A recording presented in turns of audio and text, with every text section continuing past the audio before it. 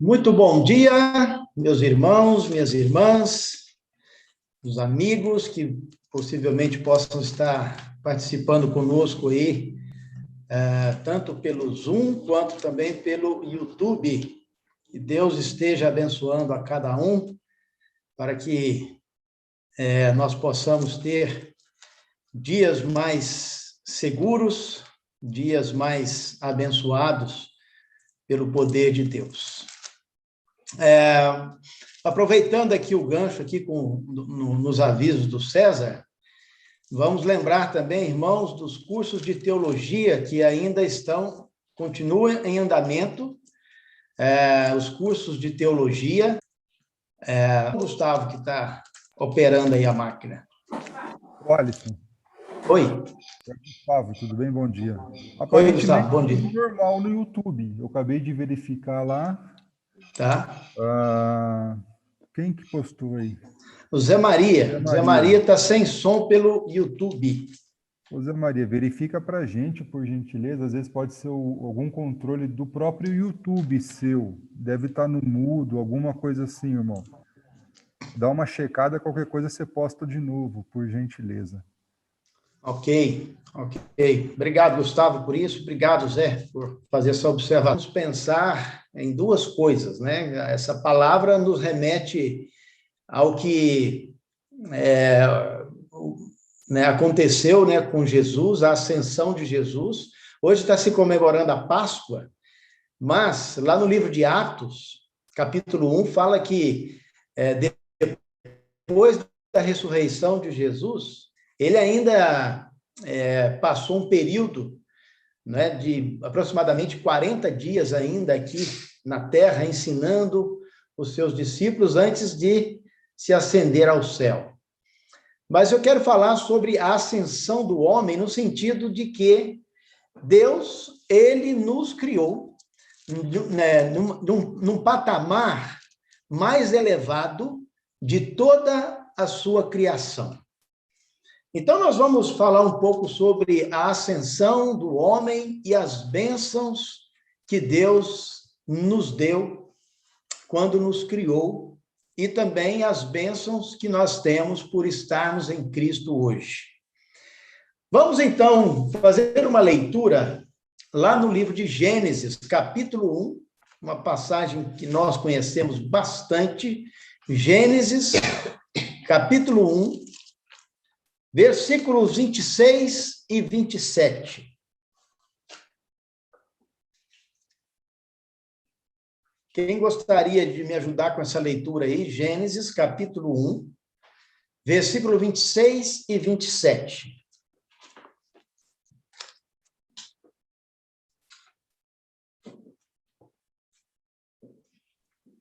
Então disse Deus: façamos o homem à nossa imagem e semelhança. Domine ele sobre os peixes do mar, sobre as aves do céu, sobre os grandes animais de toda a terra e sobre todos os pequenos animais que se movem rente ao chão. Criou Deus o homem à sua imagem. A imagem de Deus o criou. Homem e mulher os criou. Muito bem, muito obrigado, Luiz. Alisson. Pois não, Gustavo? Com a sua licença, eu acho que o áudio dos irmãos estava bloqueado pela segurança. Eu desbloqueei. Então, se alguém tentar desbloquear aí, fica à vontade, tá? Obrigado, Gustavo. Isso mesmo, né? Nós estamos usando esse mecanismo agora, mas na escola dominical, agora cada um vai poder ter acesso ao seu microfone. É isso mesmo, né, Gustavo? Isso mesmo. O Dirceu já está com o microfone desbloqueado, acho que já está liberado. Obrigado, desculpa. Tá, muito obrigado. Não tem problema. Bem, o homem, então, foi criado por Deus em ascensão, ou seja, num patamar mais elevado, não é? Numa condição mais elevada dentre todas as coisas que Deus criou. Haja vista que nós estamos lendo um texto em que o texto que vem antes do versículo 26 fala sobre toda a criação de Deus, né? Os céus, a terra, o mar, os seres vivos, né, os astros, enfim, depois de toda essa criação, né, Deus agora vai criar o homem numa posição mais elevada, dentre todas as coisas que Deus criou. Olhando para o versículo 26 e 27 que nós estamos vendo aí, por que nós podemos pensar que dentre todas as coisas que Deus criou, ele criou a mim e a você num patamar mais elevado do que toda a sua criação?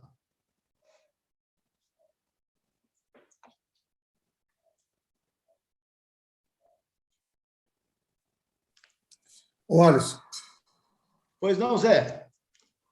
é porque ele nos fez com imagem e semelhança dele, né? Ô, Zé, mas você acertou de primeira, Zé. Tinha que dar uma erradinha, tinha que passar mesmo 24. Efésios 4, 24.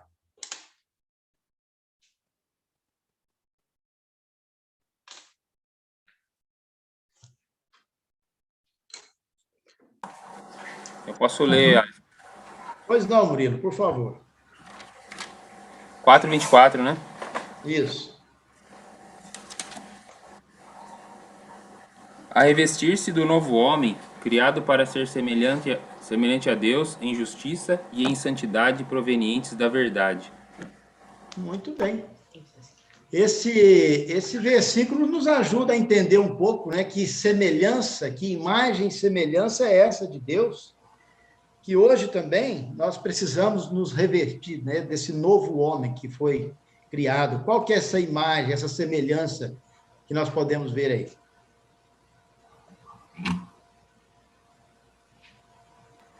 Em justiça e em santidade. Em justiça e em santidade. Então, Deus nos criou para sermos semelhantes a Ele, não é? Em justiça e santidade. Poderíamos, né, falar muito aqui sobre o que é essa justiça, o que é essa santidade, mas de uma forma geral, né, em justiça é aquilo que nós fazemos, é tudo que nós fazemos que é justo diante de Deus, que é verdadeiro, que é proveniente de Deus. E santidade sabemos, né, que é ser separado, né, de tudo o que não vem de Deus, que não procede de Deus, de uma maneira geral. Bem, então, nós fomos criados num patamar mais elevado de toda a sua criação. Nós fomos criados, né, em justiça e em santidade. Mas sabemos que isso, depois que a gente nasce, né, que a gente cresce, se perde por causa do pecado. Mas Deus quer que nós sejamos renovados, como diz aqui Efésios 4, 23, né, quer que nós sejamos renovados, revestidos desse propósito inicial de sermos seres que Deus criou mais elevados de toda a sua criação, né, em justiça e em santidade. Segunda carta aos Coríntios, volta algumas páginas aí. Segunda carta aos Coríntios, capítulo 5, versículo 17. Segunda carta aos Coríntios, capítulo 5 e versículo 17. Quem gostaria de ler aí? Eu posso ler, Alisson. Pois não, César. Porque se alguém está em Cristo, é nova criação. As coisas antigas já passaram, eis que surgiram coisas novas. Muito bem. Então, este versículo nos ensina que quando nós entramos, então, em Cristo, né, através de um novo nascimento, agora nós somos uma nova criação. Então, quando nós fomos criados, né, quando nós fomos criados por Deus, quando nós nascemos, nós já nascemos, né, com esse, né, dentro da criação de Deus, num patamar mais elevado de toda a sua criação, né? Mas, infelizmente, por causa do pecado, isso se perde, como nós vamos ler daqui a pouco em Efésios capítulo 2. Porém, em Cristo Jesus, Deus também vai fazer de nós, dessa nova criação, assim como no início, então, conforme os versículos de 1 a 3 aqui.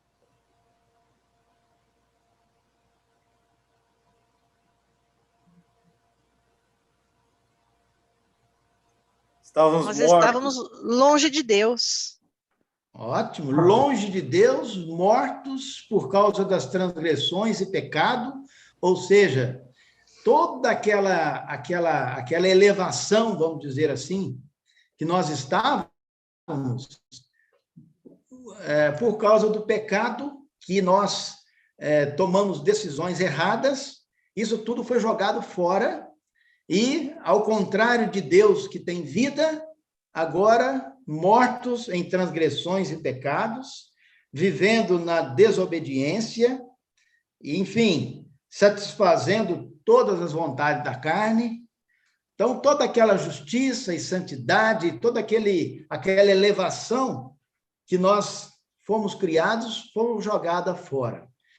Porém, agora nós vamos ler o versículo de 4 a 6. Pode ler de 4 a 7, por favor. Ainda Efésios 2, de 4 a 7. Todavia, Deus, que é rico em misericórdia, pelo grande amor com que nos amou, deu-nos vida com Cristo, quando ainda estávamos mortos em transgressões. Pela graça, vocês são salvos. Deus nos ressuscitou com Cristo e com ele nos fez assentar nas regiões celestiais em Cristo Jesus, para mostrar nas eras que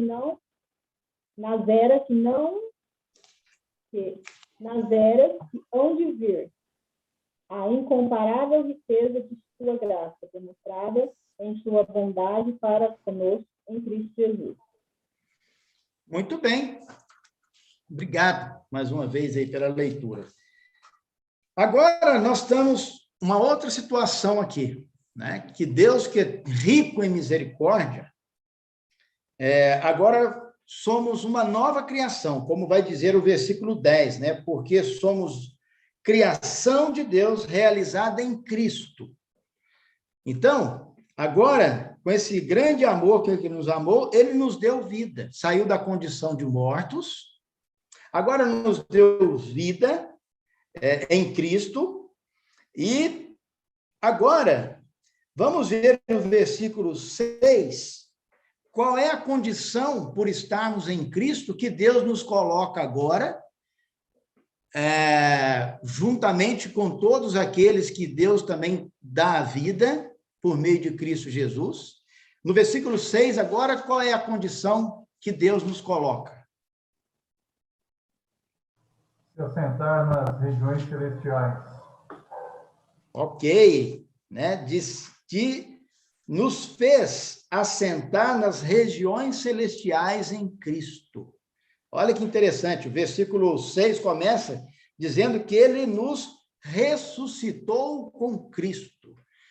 Então, mais uma vez, agora pela misericórdia de Deus, ele faz daqueles que tomam a decisão de sair do mundo do pecado, de sair, né, daquela condição lá de viver na desobediência, Deus, mais uma vez agora, faz dos discípulos de Cristo uma nova criação e, mais uma vez, eleva, mais uma vez, coloca, né?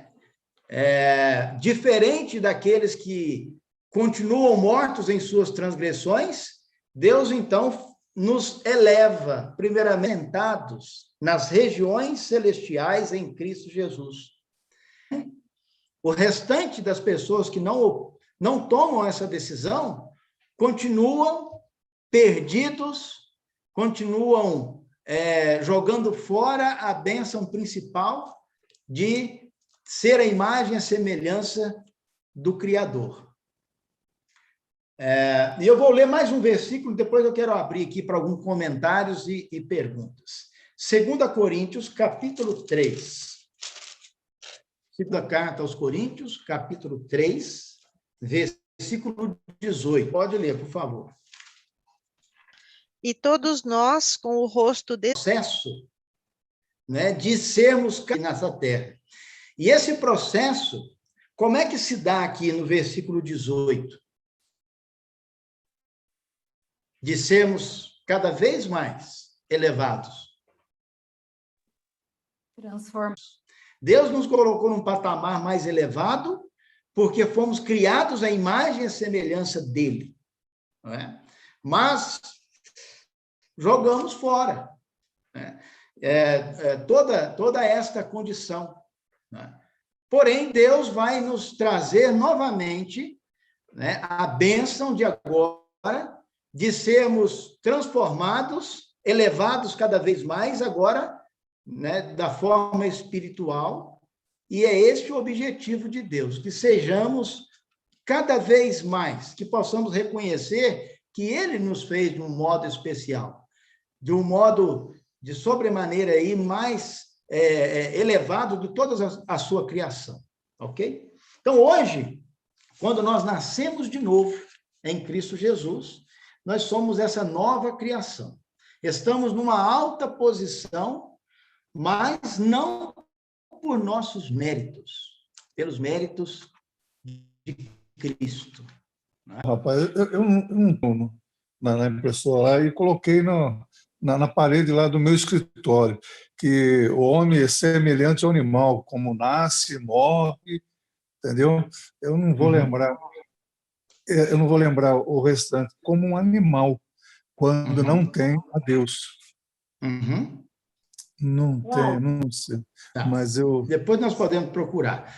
Mas, enfim, nossa estrutura física é a mesma, né? E o processo, né, de envelhecimento. Transformar pelo Espírito. Porque tem muita gente que Deus, né, me transforma e Deus me deixa melhor, e às vezes você vê mais um orgulho vazio do que... Mas se a gente não deixa, não se transforma na prática, eu acho que essa transformação... Daqueles túmulos, na verdade, dava só aparência, né, dessa transformação, vamos dizer assim, né? Mas, de fato, né, por dentro, nada estava acontecendo. E eu gostaria de pegar um gancho aí nessa sua fala, que nós abríssemos em 2 Tessalonicenses, capítulo 2, para nós vermos que é isso mesmo, precisa da nossa parte, né? O Espírito Santo ele vai fazer, né? É o papel do Espírito Santo nos transformar.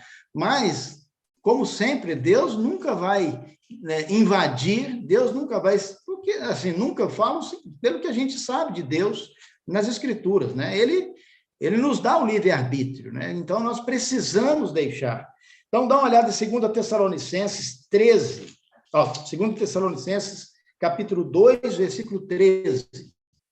2 Tessalonicenses 2, 13. E alguém poderia ler para nós esse versículo aí. Este versículo, né? 2 Tessalonicenses 2, 13. Obrigado, Murilo. Murilo está colocando as passagens no chat aí. Eu posso ler? Pode ler, Danilo. É 2:13, né? Mas nós devemos sempre dar graças a Deus por vocês, irmãos amados pelo Senhor. Porque desde o princípio, Deus escolheu para serem salvos mediante a obra santificadora do Espírito e a fé na verdade. Então, vamos pensar o seguinte, será que nós poderíamos pensar aqui, naquilo que a Adriana colocou, sobre a nossa parte? Então, nós estamos vendo aqui que Deus nos escolheu, né, para sermos salvos mediante a obra santificadora do Espírito. Então, mais uma vez, o Espírito Santo, na sua obra de nos transformar, né, de nos santificar, como Deus é santo, nos transformando à imagem do Criador. E também ele diz, né, e a fé na verdade. Então, ou seja, para que essa obra transformadora do Espírito realmente esteja atuando em nós, entra aí a nossa fé. E a fé, se ela não estiver unida com obra, como é que é esta fé? Morta. A fé é morta, né? Então, nós precisamos ter a nossa ação, né? E essa ação precisa ser baseada na verdade, que é a palavra. Então, à medida em que nós fundamentamos cada vez mais, colocamos a nossa fé em ação, baseado na verdade, é o momento também que o Espírito Santo está fazendo essa transformação, né? Se não há fé, não vai haver obra na verdade. E como é que vai haver a obra santificadora do Espírito? Só vai ficar naquilo que Jesus falou. Esse povo me honra com os lábios, mas o coração está longe de mim, né? Acha que dá para encaixar isso aí, Tri? Com certeza. E eu estava vendo aqui também o versículo 14 desse que a gente, da sequência de Tessalonicenses, né? Uhum. Que diz assim: para o que também vos chamou mediante o nosso evangelho, para alcançardes a glória do nosso Senhor Jesus. Aí o alcançardes aqui já está na voz ativa. Sim. Né? Exatamente, então, exatamente. Não é para que vocês sejam levados à glória, né? Sim, para alcançar a glória, né? Então, é sempre uma coisa de ação mesmo, né? Exatamente. A nossa fé, ela precisa estar unida ali, na verdade, para que a obra santificadora do Espírito faça presente em nós e alcancemos, né, a glória, que é aquele ponto que nós estamos dizendo, que Deus ele nos fez de uma forma para sermos mais elevados de toda a sua criação. E não só quando ele nos criou, mas agora no plano